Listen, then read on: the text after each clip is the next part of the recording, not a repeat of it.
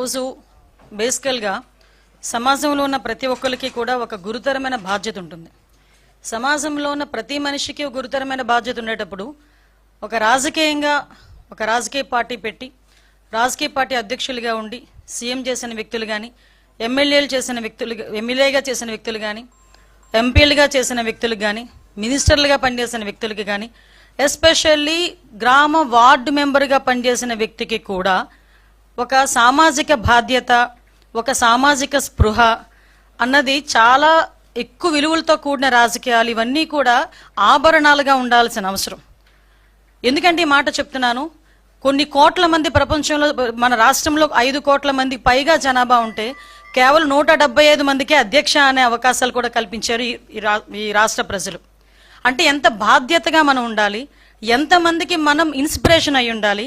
మన మాట, మన నడవడిక, మన మాట తీరుతో పాటు మన బాడీ లాంగ్వేజ్ కూడా అవతల వాళ్ళకి ఒక ఇన్స్పిరేషన్లా ఉండే పరిస్థితిలో రాజకీయ నాయకులు ఉండే పరిస్థితి. అటువంటి పరిస్థితుల నుంచి ఈ రోజు పరిస్థితులు ఎంతగా దిగజారిపోయాయంటే, ఎస్పెషల్లీ జగన్మోహన్ రెడ్డి గారు, అదేవిధంగా వాళ్ళ పార్టీ మనుషులు కానీ, వాళ్ళ పార్టీ కార్యకర్తలు కానీ చేస్తున్న వ్యవహారాలు చూస్తూ ఉంటే ఒక్కొక్కసారి రాజకీయాలు ఇంత దిగజారిపోయాయా అనిపిస్తూ ఉంటుంది. ఎందుకు ఈ మాట చెప్తున్నానంటే, రాజకీయ నాయకులని అభిమానించే వాళ్ళు చాలా మంది ఉంటారు. అభిమానించే వాళ్ళే కాకుండా మనల్ని మార్గదర్శకంగా తీసుకునే వాళ్ళు కూడా చాలా మంది ఉంటారు. అటువంటి పరిస్థితుల్లో మన బాడీ లాంగ్వేజ్, మన మాట తీరు, మన తాలూకా బిహేవియర్ అన్నీ కూడా వాళ్ళు అసెస్ చేస్తుంటారు. అటువంటి సందర్భంలో ఈరోజు ఒక మానవత్వం లేకుండా కనీసం రాజకీయం అతని తాలూకా రాజకీయ ఉద్దేశాల ధ్యేయంగా హింసను ప్రేరేపించడమే కాకుండా హింసను చేస్తూ తిరిగి దాన్ని సమర్థించుకునే పరిస్థితులు కల్పిస్తున్నా ఉంటే ఒక్కసారి నాకు నిజంగా నేను ఒక రాజకీయ నాయకురాలుగా ఉండేందుకు కొంచెం నేను కూడా ఒక్కొక్కసారి ఇబ్బందులు పడాల్సిన అవసరం వస్తుంది. ఎందుకంటే మనం సాధారణంగా పొదిరిలోని వైసీపీ కార్యకర్తలు అరాచకం చూసాం. అరాచకం చూసిన తర్వాత మళ్ళా వెంటనే రెంటపల్లి వెళ్ళాలి అనేసరికి మా డిపార్ట్మెంట్ వాళ్ళు కూడా, పోలీస్ డిపార్ట్మెంట్ వాళ్ళు కూడా చాలా క్లియర్గా నోటీసు సర్వ్ చేశారు. జగన్మోహన్ రెడ్డి గారు, మీ పర్యటనలో ఎంతమంది వస్తారు, ఎంతమందికి మేము, చాలా చిన్న రోడ్ అది, 10 ఫీట్ రోడ్ అది, ఆ 10 ఫీట్ రోడ్లోకి వెళ్ళేటప్పుడు ఎంతమంది వెళ్తారు, సో మీరు ఇంతమంది వరకు వస్తేనే మేము అలౌ చేస్తాం. మీ క్యాన్వాయ్తో పాటు ఒక 3 వెహికల్స్, వాటితో పాటు ఒక 100 మంది కార్యకర్తలు, వీళ్ళు వస్తేనే మేము అలౌ చేయగలం, వీళ్ళు వస్తేనే మేము ప్రొటెక్షన్ కూడా ఇవ్వగలము, కాబట్టి మీరు దీన్ని అర్థం చేసుకోండి అని చెప్పి అక్కడున్న ప్రతి నాయకుడికి కూడా నోటీసులు అనేవి సర్వ్ చేశారు, ఇన్ఫర్మేషన్ అనేది సర్వ్ చేశారు. ఆఫ్ కోర్స్ అయిపోయింది. అవసరమైన అయినప్పటికీ కూడా వాళ్ళని చుట్టుపక్కల నియోజకవర్గాల నుంచి వేల కొద్దీ ఈరోజు రేపు ఇంతమంది రావాలి, అంతమంది రావాలని వాళ్ళు వాట్సాప్ గ్రూప్లో పెట్టుకున్న తర్వాత మాకున్న ఇంటెలిజెన్స్ రిపోర్ట్ ప్రకారం వీళ్ళందరూ మొబిలైజ్ చేస్తున్నారన్న సంగతి తెలిసి అతనికి Z+ సెక్యూరిటీ అనే వ్యక్తిగా అతనికి ఇవ్వాల్సిన సెక్యూరిటీని ప్రాపర్ వేలో మేమందరం కూడా మేము ఇవ్వగలిగాం, ఇచ్చాం కూడా. ఇచ్చిన తర్వాత మనం చూస్తే ఆ జగన్మోహన్ రెడ్డి షో చేశాడు, ఒక రోడ్ షో చేశారు. అతను వెళ్ళేదేమో ఒక పరామర్శకి వెళ్తున్న వ్యక్తి రోడ్ షో చేస్తున్నాడు. ఇంచుమించుగా అతని ఇంటి దగ్గర నుంచి, తాడేపల్లిలో అతని ఇంటి దగ్గర నుంచి 10:30కి స్టార్ట్ అయిన వ్యక్తి సాయంత్రం 4 గంటలకి ఆ రెంటపల్లి వెళ్ళారంటే ఒకసారి ఆలోచన చేయండి, ఎంత స్లోగా మూవ్ అయ్యి ఎంత రోడ్ షో చేసుకుని ఆయన వెళ్ళారో ఒక్కసారి జనాలు కూడా అర్థం చేసుకోవాలి.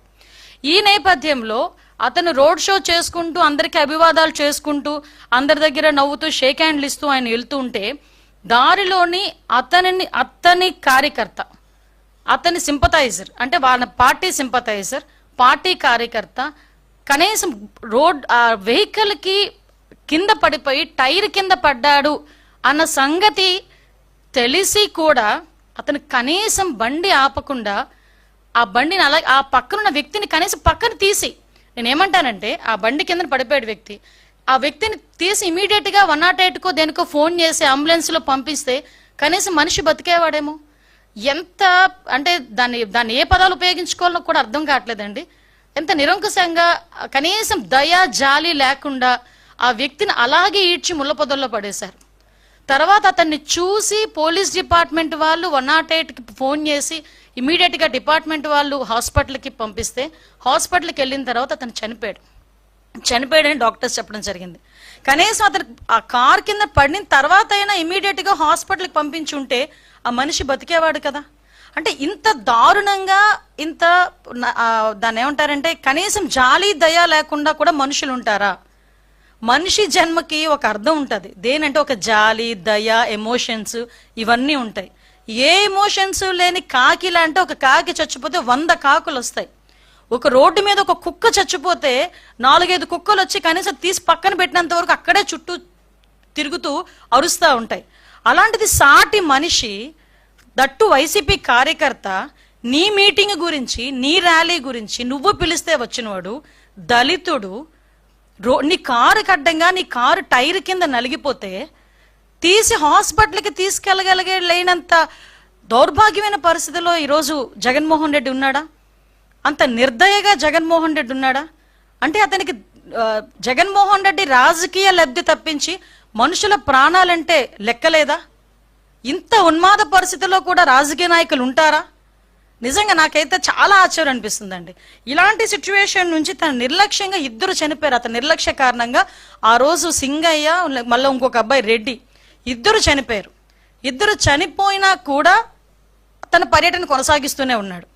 విషయం ఏంటంటే ఇందులోని మనందరం కూడా ఆలోచించాల్సింది ఏంటంటే, సంవత్సరం క్రితం బెట్టింగ్ ద్వారా డబ్బులు కోల్పోయి ఆత్మహత్య చేసుకున్న, ఇక్కడ మీరు అర్థం చేసుకోవాలి, సంవత్సరం క్రితం June 4th అతను ఆ బెట్టింగ్ లో పోయి June 9వ తారీఖున ఎప్పుడో చనిపోయిన వ్యక్తి, 2024లో చనిపోయిన వ్యక్తికి సంవత్సరం తర్వాత పరామర్శ చేయటానికి ర్యాలీగా వెళ్తా ఉంటే మధ్యలో దారిలో 2 ప్రాణాలు పోతే ఆ 2 ప్రాణాల గురించి ఆలోచన చేయకుండా సంవత్సరం ముందు పోయిన ప్రాణం గురించి ఒక విగ్రహం కట్టించి ఆ విగ్రహానికి దండేయడానికి వెళ్ళాడంటే ఒక్కసారి ఆలోచించండి అతని తాలూకా నైజం ఎలాంటిదో. ఇదే సేమ్ పందాలో వాళ్ళ బాబాయ్ హత్య గురించి ఒకసారి మనం ఆలోచన చేసుకుంటే, గొడ్డలి వేటు గురించి ఒక్కసారి మనం ఆలోచన చేసుకుంటే పరిస్థితి ఏంటనేది ఆలోచించవచ్చు. కోడికత్తి డ్రామా, ఆ దళిత బిడ్డ ఈ రోజుకి కూడా ఆ స్త్రీని ఇప్పటికీ కూడా ఇబ్బందులు పడుతూనే ఉన్నాడు. గులకరాయి డ్రామా అంటే ఏదో రకంగా అంటే సీఎం కుర్చీలో కూర్చోవాలనే ధ్యాస తప్పించి మానవత్వం లేకుండా చేసే పరిస్థితి ఈ రోజు మనందరికీ కూడా కనిపించే పరిస్థితి వస్తుంది. నేనేమంటానంటే అప్పటికీ కూడా ఇంకా సమర్థించుకోవడం ఎంత దారుణంగా సమర్థించుకుంటున్నాడంటే, వాళ్ళ నాయకులందరూ బయటకు వచ్చి ఇదేదో మార్ఫింగ్ చేశారు, ఇలా చేశారు, అలా చేశారని క్లియర్గా వీడియోలో కనిపిస్తుంది. సింగయ్య అనే దళితుడు ఆ కారు కింద పడి నలగడం క్లియర్గా కనిపిస్తూ ఉంది. ఇటువంటి పరిస్థితుల్లో కూడా కనీసం ఆపకుండా వెళ్ళిపోయే పరిస్థితి కనిపించింది.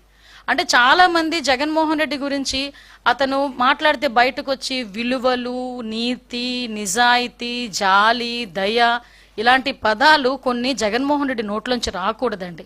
ఎందుకంటే ఈరోజు అటువంటి ఆ మాటలు మాట్లాడడానికి కూడా పూర్తిగా అర్హత లేనివాడు జగన్మోహన్ రెడ్డి. అటువంటి వ్యక్తి ఈరోజు పైగా దాన్ని సమర్థించుకోవడం ఏంటి? నిజంగా యాక్సిడెంటల్ పడ్డాడు అనుకుంటే వెంటనే బయటకు తీసి ఒక హాస్పిటల్కి పంపించుంటే ఒక నిండు ప్రాణం బతికేది. ఈరోజు ఆ కుటుంబానికి సింగయ్యని తీసుకొచ్చి ఇవ్వలేడు కదా. ఆయనైతే చక్కగా ప్రయాణం అంతా చేసుకుని ఆ విగ్రహం ఆవిష్కరణ చేసుకుని మళ్ళీ ఇంటికి వచ్చి హ్యాపీగా కూర్చున్నాడు. 2 ప్రాణాలు పోయినాయి. ఆ 2 ప్రాణాలను తీసుకొచ్చి ఇచ్చేవాడు కాదు కదా. అంటే బయటకు వచ్చి ఒక అతను అంటాడు, ఎవడో మా కార్యకర్తే కదా చచ్చిపోయాడు. అరే మీ కార్యకర్త చచ్చిపోయిన మనిషి, అక్కడ మనిషి చనిపోయాడన్న సంగతి మీకు ఎందుకు గుర్తు రావట్లేదు? ఆ మనిషి చనిపోవడానికి కారణం ఆ నాయకుడే అన్న సంగతి ఎందుకు గుర్తు రావట్లేదు? మళ్ళా పైగా దాన్ని సమర్థించుకునే పరిస్థితి మనం అందరం కూడా చూస్తూ ఉంటే సమాజంలోని హింసని ప్రేరేపించే పరిస్థితి. ఎంత దారుణంగా హింసని ప్రేరేపిస్తున్నాడండి. అంటే ఒక నేరస్తు చాలా సందర్భాల్లో గౌరవ చంద్రబాబు నాయుడు గారు ఒక మాట అంటారు, సీఎం గారు ఒక మాట అంటారు, రాజకీయ ముసుగులో ఉన్న ఒక నేరస్తుడు. ఎస్, ఆ పదానికి ప్రాపర్ యాప్ట్ ఎవరంటే జగన్మోహన్ రెడ్డి. ఒక రాజకీయ నేపథ్యం ఉన్న వ్యక్తి రాజకీయ ముసుగులో ఉంటే ఎలాంటి అనర్థాలు దారితీస్తాయో ఇప్పుడు జగన్మోహన్ రెడ్డి పర్యటనలు కూడా అలాగే మనం చూస్తున్నాం. మీరు ఒకసారి అబ్జర్వ్ చేయండి, సత్యసాయి జిల్లాకి ఒక పరామర్శకి పోయాడు. ఆ రోజు అలాగే హెలికాప్టర్ దగ్గర రచ్చ చేశారు వైసీపీ కార్యకర్తలు. తర్వాత హెలికాప్టర్ ఏదో పని చేయట్లేదు, ఏదో సాంకేతిక లోపం ఉందని బై రోడ్ వెళ్తూ ఓ పెద్ద రోడ్ షో చేసుకుని వెళ్ళాడు. తర్వాత మనకి పొదిలి వెళ్ళారు, రైతుల గురించి అని చెప్పేసి వెళ్ళారు. ఆ రోజు అదే టైంలో జరిగిన కృష్ణంరాజు ఇన్సిడెంట్ సంబంధించి సాక్షి టీవీలో అమరావతి మహిళల గురించి తప్పుడుగా మాట్లాడారని అక్కడ పక్కన ఎవరో ఒక చిన్న ధర్నా చేస్తా ఉంటే ప్లకార్డ్స్ పట్టుకుంటే వైసీపీ కార్యకర్తలు పోలీసులను కూడా రాళ్ళు ఇచ్చి కొట్టే పరిస్థితి కనిపించింది. ఇలాంటి నేపథ్యంలో చాలా క్లియర్గా మనకి ఈ రెంటపల్లి వెళ్ళేటప్పుడు మా ఎస్పీ గారు చాలా క్లియర్గా చెప్పారు, సార్ ఇంతమంది వెళ్ళేటప్పుడు మేము ఇబ్బంది పడతాం, Z+ సెక్యూరిటీ ఉన్న వ్యక్తికి ప్రొటెక్షన్ ఇవ్వాలంటే ఆ రోడ్లో పనికిరాదు, సో మీరు కొంచెం మాకు సహకరించండి అని చాలా క్లియర్గా చెప్పినప్పటికీ అతను ఈరోజు బల ప్రదర్శన అనుకున్నాడు. అంటే ఒక పరామర్శకు వెళ్ళేటప్పుడు కనీసం మీకు విషయం చెప్పనండి, అంటే ఇక్కడ సందర్భం బట్టి చెప్పాలి కాబట్టి చెప్తున్నా. లోకేష్ బాబు గారు ఆయన రాజకీయంలోకి వచ్చి ఎన్ని సంవత్సరాలు అయిందో మీకు తెలుసు. ఏదైనా పరామర్శకు వెళ్ళినప్పుడు ఎవరైనా వచ్చి సెల్ఫీ అడిగితే ఏమంటారో తెలుసా ఆయన, ఇది సందర్భం కాదు బాబు సెల్ఫీ తీసుకోవటానికి, నేను వచ్చింది పరామర్శకి, నేను ఇంకేదైనా మీటింగ్కి వచ్చినా లేకపోతే ఇంకో ప్రోగ్రామ్కి వచ్చినా కంపల్సరీ సెల్ఫీ ఇస్తా అని. ఏదైనా మామూలు ప్రోగ్రామ్కి వస్తే వచ్చిన ప్రతి కార్యకర్తకి కూడా 2000 మంది ఉన్నాయండి 3000 మంది నుండి సెల్ఫీ ఇచ్చి వెళ్తాడు. అది లోకేష్ గారి తాలూకా రాజకీయ పరిణితి. అది ఇతగాడు ఈ రోజు రాజకీయంలో కొత్తగా వచ్చిన వ్యక్తి కాదు కదా, వాళ్ళ నాన్నగారు ఉన్నప్పటి నుంచి కూడా రాజకీయాల్లో ఉన్నాడు ఆయన. వాళ్ళ నాన్న ఒక ముఖ్యమంత్రి చేసిన వ్యక్తి, ఈయన రాజకీయాల్లోకి వచ్చి ఇంచుమించు 15 సంవత్సరాల పైన 20 సంవత్సరాల పైన అయింది. అటువంటి వ్యక్తి కనీసం ఒక మనిషి ప్రాణం గురించి, సొంత వైసీపీ కార్యకర్త ప్రాణం గురించి కూడా ఆలోచన చేయకుండా పక్కకి ఈడ్చిన ట్వీట్ చేసి అతని ప్రోగ్రామ్ని ముందుకు నడిపించుకున్నాడంటే ఇతను పరామర్శ అన్న పేరుకే గానీ అతని బల ప్రదర్శన అన్నది చాలా క్లియర్గా మనకందరికీ అర్థమవుతుంది. మాట్లాడితే నాకు భద్రత లేదు అని మాట్లాడతారు. మేము ఎంత క్లియర్గా Z+ సెక్యూరిటీ అనే పర్సన్కి ఎంత భద్రత ఇవ్వాలో అంత భద్రత కూడా పోలీస్ డిపార్ట్మెంట్ వాళ్ళు ఇస్తున్నారు. ఈవెన్ దో ఆయనకి ఇచ్చిన బుల్లెట్ ప్రూఫ్ వెహికల్ కూడా ఆయనకి ప్రతిరోజు ఆయన దగ్గర ఉంటుంది, కానీ ఆయన ఎక్కరు బుల్లెట్ ప్రూఫ్ వెహికల్. మేము ఇచ్చిన వెహికల్ ఆయన ఎక్కరు, ఆయన సొంత వెహికల్లో వెళ్తానంటాడు ఆయన. కానీ ఆయన ఎక్కినా ఎక్కకపోయినా ఒక Z+ సెక్యూరిటీ పెట్టిన వ్యక్తికి మేము ఇవ్వాలి కాబట్టి బుల్లెట్ ప్రూఫ్ వెహికల్ అక్కడ మేము కంపల్సరీ ఇస్తాం. అంటే నేను ఇక్కడ ఎందుకంటే మాట్లాడుతున్నానండి, ఎవరి భద్రత గురించైనా కూటమి ప్రభుత్వం ఎక్కడా కూడా ఎటువంటి పొరపచ్చాలు లేకుండా చాలా ట్రాన్స్పరెన్సీగా భద్రత కల్పిస్తున్నాం. అయినప్పటికీ కూడా కావాలని విద్వేషాలు రెచ్చగొట్టేటట్టుగా మొన్న రీసెంట్గా ఒక పదం ఎవడో అదే రెంటపల్లి విషయంలోనే రప్పా అని చెప్పి నేనే మాట్లాడాను. నేను ఆ రోజు మాట్లాడినప్పుడు చెప్పాను, ఏంటి గొర్రెపోతుల్ని నరికినట్టు గంగమ్మ జాతరలో గొర్రెపోతులు నరికినట్టు రప్పా నరుకుతానని ఒకడంటే ఆ విషయం గురించి ఇలాంటి పత్రికా విలేకరులు ఎందుకంటే అలా తప్పేంటి అని అడిగాడంటే ఒకసారి అతని తాలూకా మానసిక పరిస్థితి ఒకసారి ఆలోచన చేయండి. నేను 2-3 సందర్భాల్లో నేను చూశానండి. ఈ మధ్య కాలంలోనే ఒకడు గొడ్డలి పట్టుకుంటాడు ఒక చేత్తో వైసీపీ జెండా పట్టుకుంటాడు. జెండా పట్టుకొని వాడు ఇష్టం వచ్చినట్టు వాడు మాట్లాడతాడు. ఒకసారి ఇక్కడ చూస్తే మీకు నేను తర్వాత పంపిస్తాను మీకు. ఒక పక్క నుంచి గొడ్డలి పట్టుకుంటాడు, ఒక పక్క నుంచి జెండా పట్టుకుంటాడు. వీడు మన వైసీపీ కార్యకర్త. ఇలాంటి వాళ్ళందరినీ అంటే రెచ్చగొట్టే పరిస్థితుల్లో ఇలాంటి వాళ్ళందరినీ కూడా ప్రోత్సహిస్తున్నాడు, హింసను ప్రోత్సహించే పరిస్థితి. ఇంకొకడు మీరేమీ చేయలేరు, ఏం చేస్తాం మేము చూస్తామంటాడు. ఒకడేమో నరికేస్తామంటాడు, ఒకడు కోసేస్తామంటాడు. ఇలాంటి వాళ్ళందరినీ ఎందుకు ఆ మాట మాట్లాడుతున్నారు అంటే తప్పేంటి అని అడిగాడు. సినిమా డైలాగ్ కదా తప్పేంటి, ఏ సినిమాలో నీకు చంపేసుకోవటాలు చాలా హింస చూపిస్తారు, ఆ హింస అంతా బయట చేస్తే తప్పు లేదా అంటే మీ దృష్టిలో తప్పు కాదా అది? దాని గురించి ఎవరైనా మేము ఏదైనా పోలీస్ కేసు పెడితే అదేదో పోలీసులు హింసించేస్తున్నారు అన్నట్టుగా మాట్లాడే పరిస్థితి కనిపిస్తూ ఉంటే నిజంగా చాలా బాధ అనిపిస్తూ ఉందండి. రాజకీయాలు ఇలాంటి వాళ్ళు ఉండడం అన్నది అర్హత లేని పరిస్థితి. అంటే ఇలాంటి రేపు పొద్దున్న 2029లో మేము వస్తాము, ఇలాంటి హింసను ప్రేరేపిస్తామని ఇండైరెక్ట్గా సమాజానికి చెప్పే పరిస్థితి ఈరోజు జగన్మోహన్ రెడ్డికి ఉంది అంటే ఒక్కసారి రాష్ట్ర ప్రజలందరూ కూడా ఒక్కసారి ఆలోచించుకోవాల్సిన అవసరం కూడా ఉంది. దయచేసి నేను ఒకటే చెప్తున్నా, నేను మళ్ళీ చెప్తున్నానండి. ఈరోజు మేము ఇంకొక విషయం చెప్పాలండి, మీరైనా మేమైనా ఎవరైనా రోడ్డు మీద వెళ్తుంటే పక్కన ఒక యాక్సిడెంట్ జరిగింది అనుకోండి, ఆటోమేటిక్గా దిగి వాళ్ళకి ఏం జరిగిందో చూసుకుని బాధ్యతాయుతమైన ప్రజాప్రతినిధులం కాబట్టి మేమైనా మీరైనా ప్రతి ఒక్క వ్యక్తికి కూడా బాధ్యత ఉంటుంది కాబట్టి దిగి అయ్యో ఏమైందని మీ చేతనంత సహాయం వీలైతే 100కి ఫోన్ చేస్తారు, లేకపోతే 108కి ఫోన్ చేస్తారు, లేకపోతే ఇంత మంచినీళ్ళు ఇస్తారు, లేకపోతే పక్కకి తీసుకెళ్లి కూర్చోబెడతారు. ఈవెన్ మీకు ఎక్కడో ఒక వీడియో చూశాను, 2 వీలర్ మీద వెళ్తున్నావు, యాక్సిడెంట్ అయిన వ్యక్తిని పక్కన పెట్టి పోలీస్కి ఫోన్ చేసిన పరిస్థితి. అలాంటిది ఒక సొంత రీసెంట్గా చంద్రబాబు నాయుడు గారి కాన్వాయ్లో కూడా ఎవరొక యాక్సిడెంట్ అయితే బైక్ మీద పడిపోతే స్వయంగా ముఖ్యమంత్రి దిగి ఏమైందని కనుక్కొని వాళ్ళని హాస్పిటల్కి తీసుకెళ్లిన పరిస్థితి. అదేవిధంగా మొన్న రీసెంట్గా నాదండ్ల మనోహర్ గారు అదే పరిస్థితి. నేనైతే 2-3 సార్లు నా కాన్వాయ్ ఆపి నేను చూసుకున్న పరిస్థితి. సవితమ్మ అదే విధంగా ఒక ఆపిన పరిస్థితి, ఎమ్మెల్యేలు అయితే కోకొల్లలు. నాకు తెలిసి మీరైనా ఎవరైనా మీరు వెళ్ళినా కూడా ఎక్కడైనా రోడ్ యాక్సిడెంట్ జరిగితే ఆగి ఎందుకు జరిగింది అనుకునే పరిస్థితి.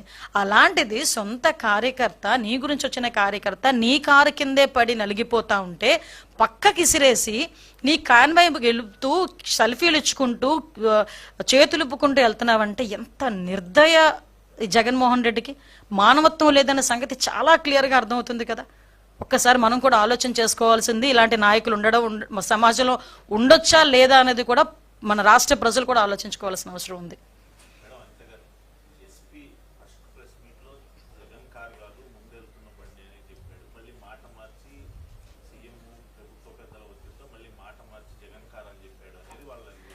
క్లియర్లీ ఇక్కడ మీరు ఒకసారి అర్థం చేసుకోవాలండి. ఎస్పీ ఫస్ట్ ప్రెస్ మీట్ పెట్టేటప్పటికి ప్రాథమిక విచారణ అనేది సాగింది. అప్పటి వరకు ఏంటంటే ఇలా చనిపోయాడు పలానా వ్యక్తి, సింగయ్య అన్న వ్యక్తి చనిపోయాడు, చనిపోతే ఎలా చనిపోయాడు, ఏదో వెహికల్ గుద్దింది. ఫస్ట్ నుంచి మీకు వచ్చింది ఏంటంటే ఏదో వెహికల్ గుద్ది పక్కకి లాగేశారు అన్నదే మనందరికీ కూడా వచ్చిన information. So as of now ఆ వచ్చిన ప్రాథమిక విచారణ నేపథ్యంలో వచ్చిన అంశాలు బట్టి ఆ రోజు ప్రెస్ మీట్ లో మాట్లాడింది. తర్వాత మేము దాని మీద విచారణ కొంచెం కొనసాగించి ఇన్వెస్టిగేషన్ కొంచెం ఇన్డెప్త్కి వెళ్ళేసరికి ఆ వీడియోలు మొత్తం అన్ని కూడా బయటకు వచ్చినాయి. ఇప్పుడు ఎస్పీ స్థాయి వ్యక్తి ఒక వీడియో బయట పెట్టి ఈ వీడియో ద్వారా మేము ఇది కేసు కడుతున్నామంటే దాన్ని మేము క్లియర్ తీసుకోకుండా ఎవరు కూడా అలా చేయరు కదా, ఎవడు వాళ్ళ ఉద్యోగాల మీదకి తెచ్చుకోరు కదా. తర్వాత చాలా క్లియర్గా నిన్ననే ఎస్పీ ఫోన్ మళ్ళీ ప్రెస్ మీట్ పెట్టి ఈ రకంగా జరిగింది, సో మేము ఈ కేసులు కడుతున్నామని చెప్పారు. ఇన్వెస్టిగేషన్ తర్వాత వచ్చిన ఇన్ఫర్మేషన్ కాబట్టి చెప్పాం.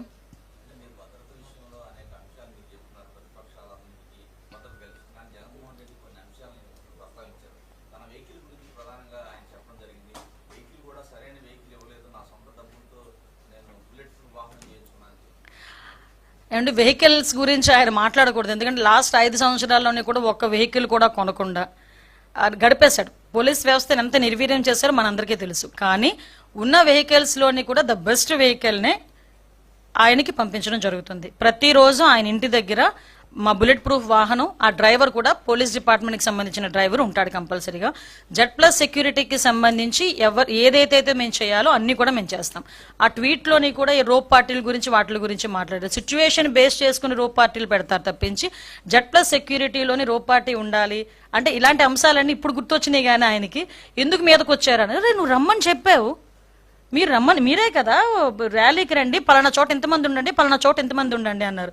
అక్కడ ఒక ప్రాణం పోయిందని తెలుసుకొని ఇంచుమించుగా నరసరావుపేట దాటిన తర్వాత పోలీసులు ఆంక్షలు విధించి కాసేపు మిగతా వెహికల్స్ వెళ్లకుండా ఆపితే అంబటి రాంబాబు గారు ఎంత సీన్ క్రియేట్ చేశారండి అక్కడ. ఆ పక్కన స్టాపర్స్ని తీసి పడేసి లాగి పడేసి పోలీసులను తోసేసి, అది మీ నాయకుడి రక్షణ గురించే కదా మేము ఇక్కడ వీళ్ళందరినీ ఆపుతున్నాం. ఆల్రెడీ ఒక ప్రాణం పోయింది అక్కడ, 2 ప్రాణాలు పోయినాయి అక్కడ. కొంచెం ఆగండి, అతను వెళ్ళి పరామర్శించి ఆ విగ్రహం ఆవిష్కరణ చూసుకుని వెనక్కి వస్తారంటే ఒక్కరు వినలేదే. ఇక్కడే కాదండి, పొదిలిలో కూడా అదే పరిస్థితి, సత్యసాయి జిల్లాలో కూడా అదే పరిస్థితి. అంటే ఆయన ఏం చేస్తారంటే ఉన్మాదుల్లో ఉన్న వాళ్ళ కార్యకర్తలను రెచ్చగొడుతూ ఆయన మీదకు తీసుకొచ్చుకుంటున్నారు. ఈరోజు అతనికి బాధ్యత లేదా? ఈ రోజు ప్రతిపక్షాల గురించి మాట్లాడతారు. ఆ రోజు మేం ప్రతిపక్షాలు ఉండేటప్పుడు ఏ రకంగా చేశారో ఆయనకి గుర్తు రాలేదా? ఆయనకి ఇందాక నేను ఏదో ట్వీట్ పెట్టారని చెప్పారు, మేము ఆంక్షలు విధించామా అని అడిగారంట. నిజంగా ఒకసారి జగన్మోహన్ రెడ్డి గారు ప్లీజ్, నేను ఇంతకన్నా గట్టిగా మాట్లాడలేకపోతున్నాను, ఎందుకంటే నాకు జాలనిపిస్తుంది మిమ్మల్ని చూస్తూ ఉంటే. ఆంక్షలు విధించామా అనే ముందు ఒక్కసారి లాస్ట్ 5 years జరిగిన సిచ్యువేషన్స్, చలో ఆత్మకూరు అని చెప్పి ఒకటి పెడితే సాక్షాత్తు చంద్రబాబు నాయుడు గారి ఇంటి గేటుకి తాడులు కట్టిన పరిస్థితి మీరు మర్చిపోయారా అండి? వైజాగ్ పర్యటనకి చంద్రబాబు నాయుడు గారు వెళ్తే ఎయిర్పోర్ట్లోనే చంద్రబాబు నాయుడు గారిని మమ్మల్ని అందరినీ ఆపేసి మీకు వైసీపీ కార్యకర్తల చేత నానా మాటలు మాట్లాడించి నానా మాటలు దూషించి మమ్మల్ని అందరినీ కూడా ఎలా రోడ్డు మీద కూర్చోబెట్టారో మర్చిపోయారా అండి?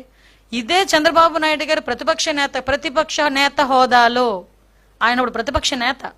ఈరోజు మీరు కాదేమో ప్రతిపక్ష హోదా లేదు మీకు, కానీ ఆయన ఆ రోజు ప్రతిపక్ష పార్టీ హోదాలో ఆ రోజు నాయకుడిగా తిరుపతి వెళ్తే, అదే తిరుపతి ఎయిర్పోర్ట్ నుంచి బయటికి కూడా రాకపోతే తిరుపతి విమానాశ్రయంలో ఆయన కూర్చొని ధర్నా చేసిన పరిస్థితి మీరు మర్చిపోయారా? లోకేష్ బాబు గారు పాదయాత్ర చేస్తే ఆయన పట్టుకున్న మైక్ని తీసుకొని తీసుకెళ్లిపోయారు, ఆయన నుంచున్న స్టూల్ని తీసుకెళ్లిపోయారు, ఆయన గురించి ఏదైనా స్టేజ్ కడితే స్టేజ్ని ఇప్పేశారు. అంటే ఇవన్నీ మీరు ఎలా మర్చిపోయారు?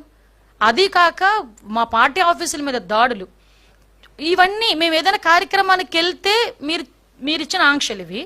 ఒకవేళ కార్యక్రమం లేకుండా జగన్మోహన్ రెడ్డి గారు కనుక ఊర్లోకి వస్తున్నారు అనుకోండి, ఆటోమేటిక్గా మా ఇళ్ళ దగ్గరికి పోలీసులు వస్తారు. నేను చాలా సందర్భాల్లో ఆ రోజు అయ్యన్న పాత్ర గారు అరెస్ట్ చేసినప్పుడు నేను ఆ ఇంటికి వెళ్తా ఉంటే దారిలో నన్ను ఆపాలని ఎంత ప్రయత్నం చేస్తే ఆఖరికి 2 వీలర్ మీద కూడా నేను వెళ్ళిన పరిస్థితి. అదేవిధంగా ఈ మైన్స్కి సంబంధించిన వాటి మీద మేము ధర్నా పెడితే ముందే హౌస్ అరెస్టులు చేసిన పరిస్థితి. 5 సంవత్సరాలు ప్రతిపక్షంలో ఉన్న ఏ నాయకుడు నేను రోడ్డు మీదకి రానిచ్చారా? రోడ్డు మీదకి రాకుండా ఉంటేనే 41A నోటీసులు మా అందరికీ కూడా. ఇప్పుడు నా మీద 23 కేసులు ఉన్నాయి. 23 కేసులు ఒకసారి తీసి చూడండి, ఏ కేసులు ఒకసారి మీకే తెలుస్తుంది. చాలా మంది మీద కేసులు ఉన్నాయి. అంటే నేనేమంటానంటే ఈయన ఆంక్షలు విధించేనా అని అంత అమాయకంగా మాట్లాడుతూ ఉంటే నిజంగా చాలా బాధ అనిపిస్తుందండి. ఈయనకి నిజంగా మతిమరుపు ఏమైనా వచ్చేసిందా ఆయనకి? Z+ సెక్యూరిటీ ఉన్న వ్యక్తికి బుల్లెట్ ప్రూఫ్ పంపిస్తే నా దగ్గర బుల్లెట్ ప్రూఫ్ లేదంటాడు. అంటే అబద్ధాలు, నోరిప్పితే అబద్ధాలు. అంటే నెమ్మదిగా నంగనాచిలా కూర్చొని ప్రెస్ ముందు కూర్చొని లేదంటే ట్వీట్ పెట్టేస్తే జనాలు నమ్మేస్తారు అనుకుంటున్నారా? వాస్తవాలు కదా.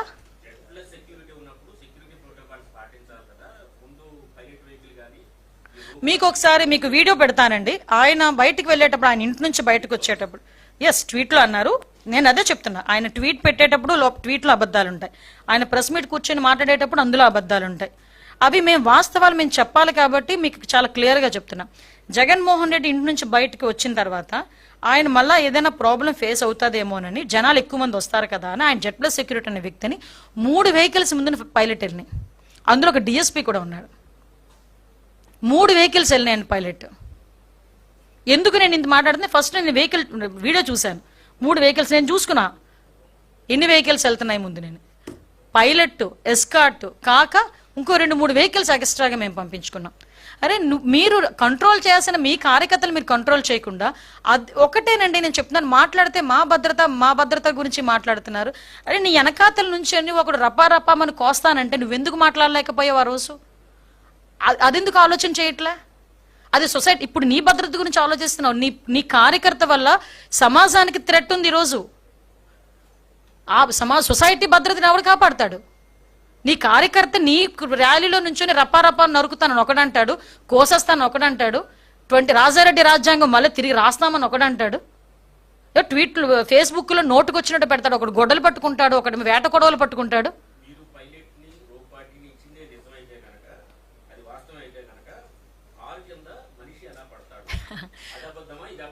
కాదండి, ఇప్పుడు నిజంగా నేను ఒకటే అంటున్నాను. నేను ఈ రోజు ఇప్పుడు ఇంటి దగ్గర నుంచి బయలుదేరాను.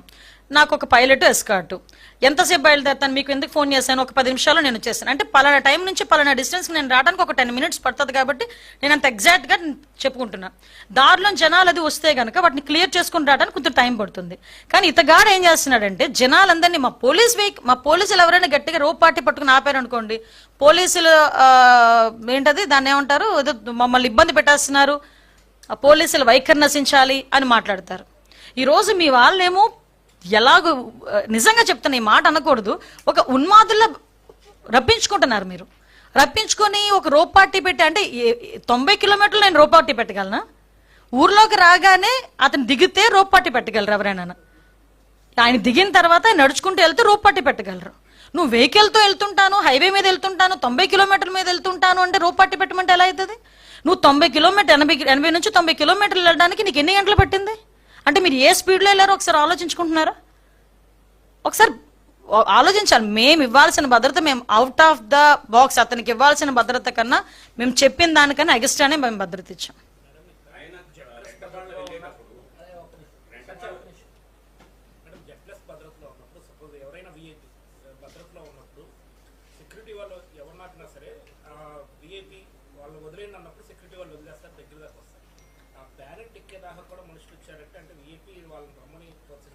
ఎగ్జాక్ట్లీ. ఇప్పుడు మీరు వచ్చిన తర్వాత అతను షేక్ హ్యాండ్ అంటే అతన్ని ఎలాగ క్రియేట్ చేసుకుంటారంటే, ఒకటండి బ్లెండర్గా ఒకటే మనం ఆలోచించుకోండి. అతను వెళ్ళేది ఒక పరామర్శకి వెళ్ళేటప్పుడు అంత ర్యాలీ అవసరమా? అంత బల ప్రదర్శన అవసరమా?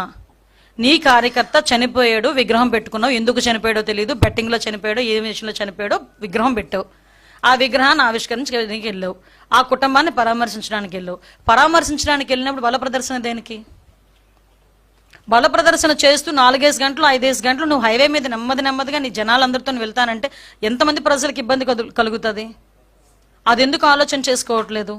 ఈరోజు మాట్లాడితే పోలీసులు భద్రత ఇవ్వలేకపోయారు, పోలీసులు అంతకు మించి మాకు పరిధి మించి దాటి ఈరోజు భద్రత ఇచ్చాం. ఈరోజు అంతవరకు కాదండి, నీ వెహికల్ కింద మనిషి పడితే సెన్స్ తెలీదా?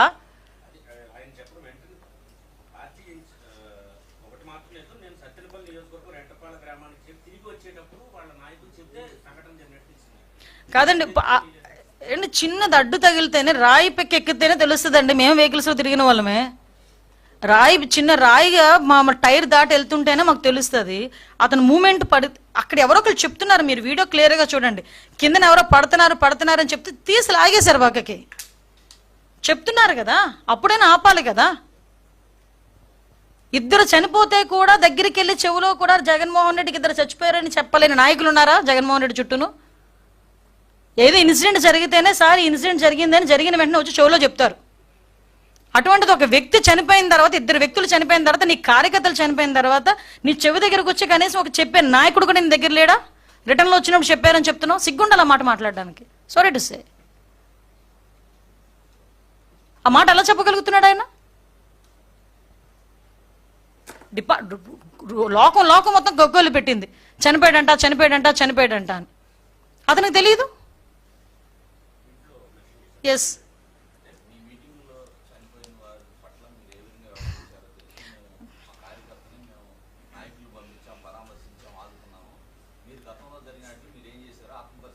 ఎగ్జాంపుల్ చెప్తానండి.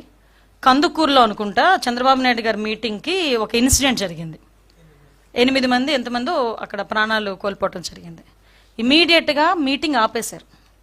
మీటింగ్ ఆపి అంతమంది ఇంటికి కూడా సాక్షాత్తు చంద్రబాబు నాయుడు గారు వెళ్ళి పరామర్శించి వాళ్ళకి పార్టీ తరపున ఎక్స్గ్రేషియా ఇచ్చి ఆ కుటుంబాన్ని ఆదుకోమని చెప్పి ఆ పిల్లల్ని కూడా ఎన్టీఆర్ మోడల్ స్కూల్లో చదివిస్తానని చెప్పి, అందులో కొంతమంది చదువుకునే పిల్లలు ఉంటే వాళ్ళందరికీ చదివిస్తానని చెప్పి హామీ ఇచ్చి ఇప్పుడు చదివించుకుంటూ ఈరోజు వచ్చారు.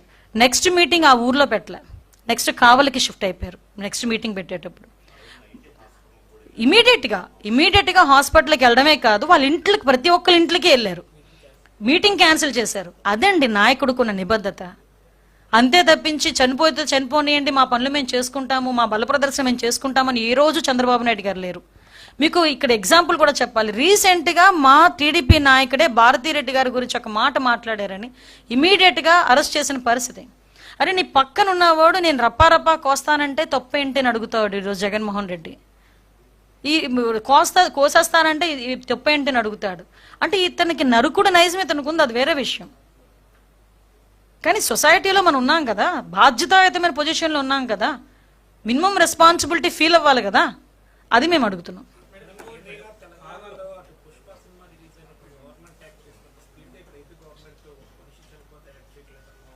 మీరు విమర్శ కాదండి, మేము ఈరోజు అన్ని ప్రూఫ్స్ పెట్టుకొని ఎలా చనిపోయాడు ఏంటి అని చెప్పి అన్ని ప్రూఫ్స్ పెట్టుకొని మేము వెంటనే మాట్లాడాం. మేము ఇలా మాట్లాడిన దానికే అదేదో ఏఐతోనేదో క్రియేట్ చేశారని ఒకళ్ళు బయటకు వచ్చి అంటారు, ఒకళ్ళు మా కార్యకర్త చచ్చిపోతే మీకేంటి ప్రాబ్లం అంటారు. అంటే వాళ్ళు నోటికి వచ్చినట్టు మాట్లాడే పరిస్థితి. కానీ as per rule, as per law మేము ఏం చేయాలని మేము చేస్తున్నాం. దానికి ఎవరైతే తప్పు చేశారో వాళ్ళందరూ కూడా శిక్ష అనుభవించాల్సిందే.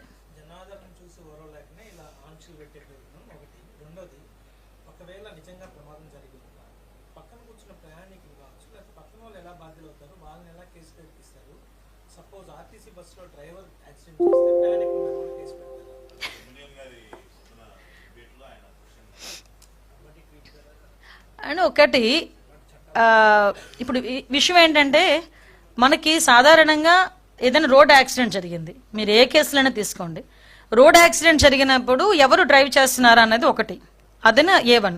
కార్ ఎవరిది, ఓకే, అతను ఆటోమేటిక్గా కేసులో ఉంటాడు. కార్లో కూర్చున్న వాళ్ళు ఎవరు, అది కూడా ఆటోమేటిక్గా కేసులో ఉంటారు. ఇది జనరల్గా వచ్చే ప్రొసీజర్ అండి, ఇది జనరల్గా వచ్చే ప్రొసీజర్. ఇప్పుడు ఆర్టీసీ బస్సులు ఇవన్నీ గవర్నమెంట్వి, ఓకే. గవర్నమెంట్ బస్సులకి సంబంధించి ఏదైనా యాక్సిడెంట్ జరిగితే దానికి ఎలా చేయాలి ఏంటనే దానికి ఒక రూల్ పొజిషన్ ఉంటుంది. ఇప్పుడు ఇలాంటి ర్యాలీల్లో జరిగేటప్పుడు ఏం చేయాలనే దానికి ఒక రూల్ పొజిషన్ ఉంటుంది. ఎస్పెషల్లీ తన సొంత వాహనాల్లో వెళ్ళేటప్పుడు నిర్లక్ష్యంగా ఏమంటే కేసులు ఇవన్నీ పక్కన పెట్టండి. నేనేమంటానంటే ఇవన్నీ పక్కన పెట్టండి, మానవత్వం ఏమైంది? నేను అడిగే స్ట్రైట్ క్వశ్చన్ అదొక్కటే, మానవత్వం ఏమైంది? నువ్వు నోరిప్పితే మానవత్వం, నీతి, నిజాయితీ, మానవత్వం అని 3 పదాలు ఉచ్చరిస్తావు కదా. ప్రతిపక్షంలోకి వచ్చేసరికి, అధికారులు ఉన్నప్పుడు అవన్నీ రావు.